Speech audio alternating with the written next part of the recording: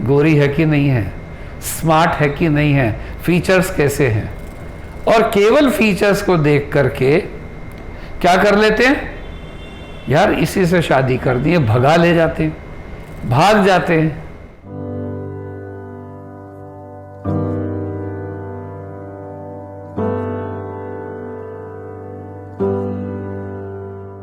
नमस्कार साथियों, संवेदनशील देशभक्तों,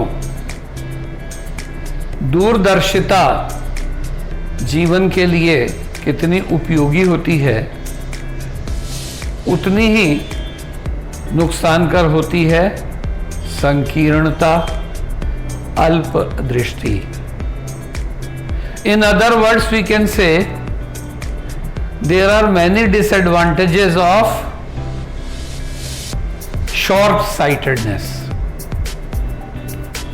जो लोग अल्प दृष्टि होते हैं, संकुचित सोच के लोग होते हैं, वो केवल और केवल वर्तमान के अति वर्तमान में जीते हैं।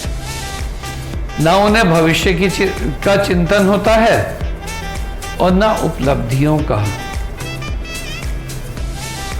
संकीर्ण हृदय लोग, आपने देखा होगा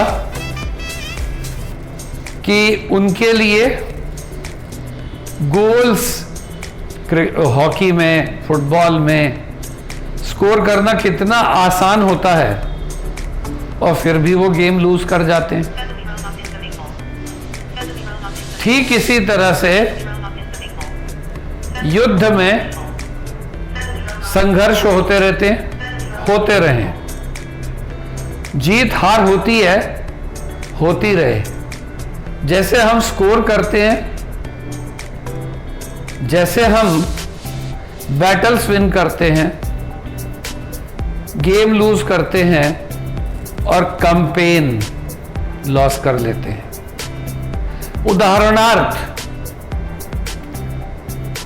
स्वामी रामदेव की बात कर लीजिए। योग की दृष्टि से उन्होंने ख्याति प्राप्त की,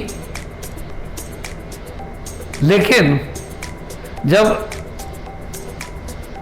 अपने योग को एलोपैथी के साथ केवल इस इच्छा से संघर्ष में डाल दिया कि हम ठीक है दूसरे गलत हैं, ऐसा नहीं सोचना चाहिए, संकुचित दृष्टिकोण है। जैसा कि आपने ऐसे ही कुश्ती वाले सागर और सुशील को देखा।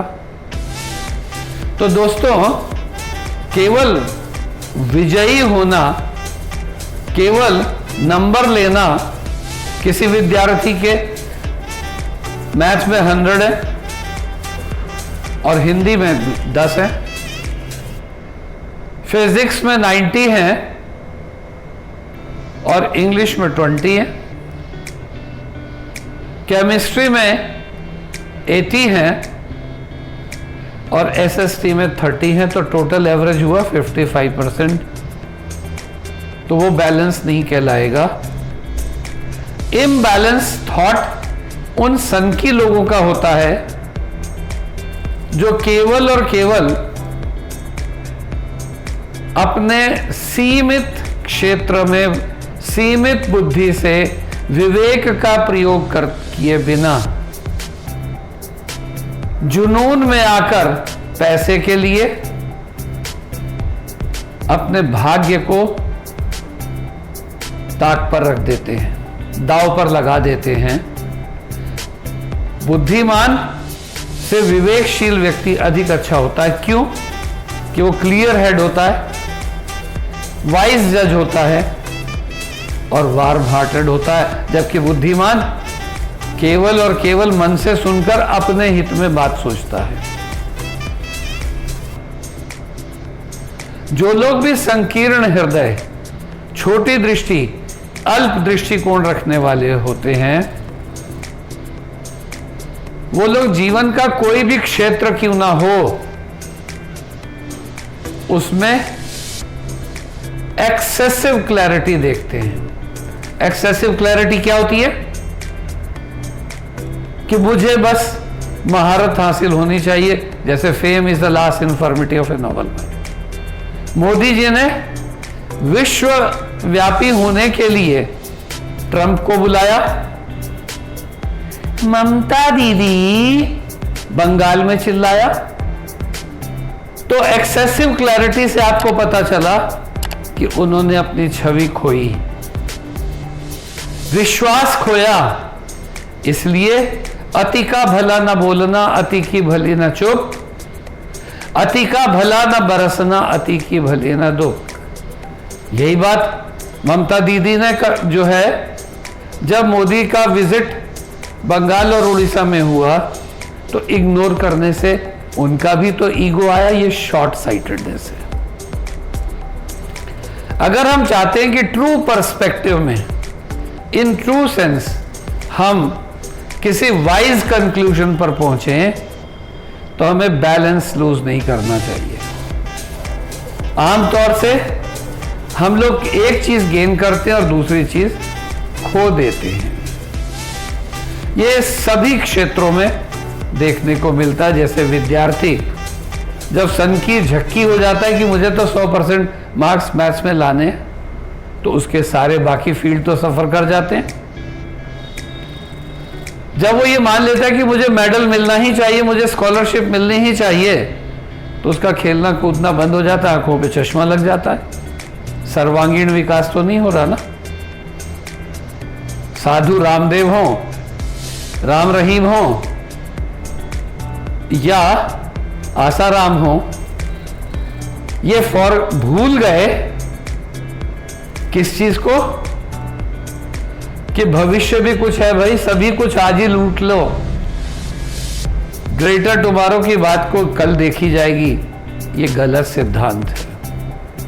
ठीक इसी तरह से कोरोना के काल में 100 रुपए वाली दाल को बेच लो 160 रुपए। बिजनेसमैन ऐसा ही तो कर रहा है। लेकिन जब ये कब सब कुछ खुलेगा, तब क्या ये लोग इनकी दुकानों पर कोई जाना पसंद करेगा? और इसका कालरा का एग्जाम्पल आप देख सकते हो। तो इसी तरह से अगर हम आज 10 टाइम्स अर्न कर लेते हैं बिजनेस में, तो फ्यूचर में 100 टाइम लूज भी करते हैं। युवक, एडोलेसेंट हो, यंग हो, यूथ हो, 25 साल तक, पुरुष हो तो स्त्रियों के लिए, स्त्रियां हो तो पुरुष के लिए। यानी क्या, उनकी क्या देखते हैं? चमड़ी गोरी है कि नहीं है, स्मार्ट है कि नहीं है, फीचर्स कैसे हैं। और केवल फीचर्स को देख करके क्या कर लेते हैं? यार इसी से शादी कर दी है, भगा ले जाते हैं, भाग जाते हैं। तो उन्हें उस समय तो मजा आ जाता है, लेकिन वो जो 50 साल की जिंदगी, 60 साल की जिंदगी उसके बाद भोगनी और भुगतनी पड़ती है, उसके बारे में दूरदर्शिता से जो लोग नहीं सोचते, वो कहते हैं जिसने शादी का गुड़ चखा वो भी रोया और जिसने नहीं चखा वो भी रोया। तो इसलिए साथियों, जरूरी है कि अपनी अल्प दृष्टि, संकीर्णता और छोटी सोच को हम हमेशा अच्छे में बदलें। क्यों? हर मनुष्य को सोचने के लिए ईश्वर ने प्रतिभा दी है, बुद्धि दी है, विवेक दिया है।